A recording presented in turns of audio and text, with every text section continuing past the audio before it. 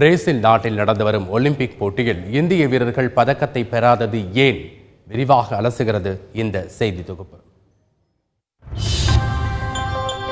சர்வதேச அளவில் பல்வேறு விளையாட்டு போட்டிகள் இருந்தாலும் ஒவ்வொரு விளையாட்டு வீரரின் கனவு ஒலிம்பிக் போட்டியில் ஒரு பதக்கத்தையாவது வென்றுவிட வேண்டும் என்பதாகத்தான் இருக்கும். 130 கோடி மக்கள் தொகை கொண்ட இந்தியாவில் இருந்து 119 வீரர்கள் மட்டுமே தற்போதைய ஒலிம்பிக் போட்டிகளில் பங்கேற்றுள்ளனர். டென்னிஸ், ஹாக்கி, பேட்மிண்டன், துப்பாக்கி சுடுதல் என பல போட்டிகளில் பங்கேற்ற பொழுதும் நேற்று வரை ஒரு பதக்கத்தை கூட பெறாதது இந்திய மக்களிடையே பெரும் ஏமாற்றத்தை ஏற்படுத்தியுள்ளது.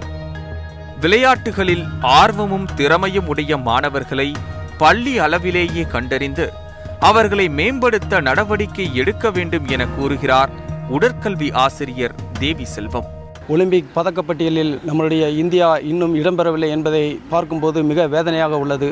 இதற்கு முழுக்க காரணம் என்னவென்று பார்த்தால், அடிப்படையிலே பள்ளிகளிலே விளையாட்டுத்துறை மிகவும் மோசமான நிலையில் உள்ளது. விளையாட்டுத்துறைக்கான முக்கியமான ஃபண்டு அலாட்மெண்ட் எதுவும் இல்லை. அந்த மாதிரி ஒரு நிலை இருக்கும்போது மாணவர்களை நாங்கள் ஐடென்டி பண்ணி கொடுப்பதற்கான மிகவும் காலதாமதங்களாகிறது. அதை தெரிந்து கொள்வதற்கும் கஷ்டமான ஒரு நிலை வருகிறது. உடற்கல்வி ஆசிரியர்கள் என்பது ஒரு பள்ளிக்கு ஒருவராக இருக்க வேண்டும். அவ்வாறு இருந்தால்தான் உண்மையான ஒரு விளையாட்டு வீரர்களை கண்டறிந்து அவர்களை நாம் தமிழகத்தின் மூலமாக தேசியத்துக்கு நம்ம கொடுக்க இயலும்.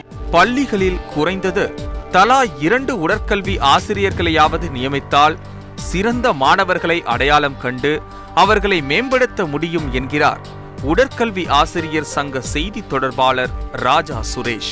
உடற்கல்வித்துறை சார்ந்த ஆசிரியர்களை முறையாக அனைத்து தொடக்கப்பள்ளி, நடுநிலைப்பள்ளி, உயர்நிலைப்பள்ளி, மேல்நிலைப் பள்ளிகளில் பணி நியமனம் செய்திட வேண்டும்.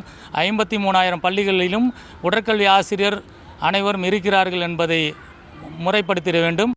இந்தியாவில் விளையாட்டுத்துறைக்கு தேவையான உள்கட்டமைப்பு வசதிகள் இருந்த பொழுதிலும் முறையான திட்டமிடல் மற்றும் திறமை மிக்க வீரர்களை அடையாளம் காண்பதில் இன்னும் கூடுதலான கவனம் செலுத்தினால் நமது பதக்க கனவு நிச்சயம் நிறைவேறும் என்பதில் ஐயமில்லை.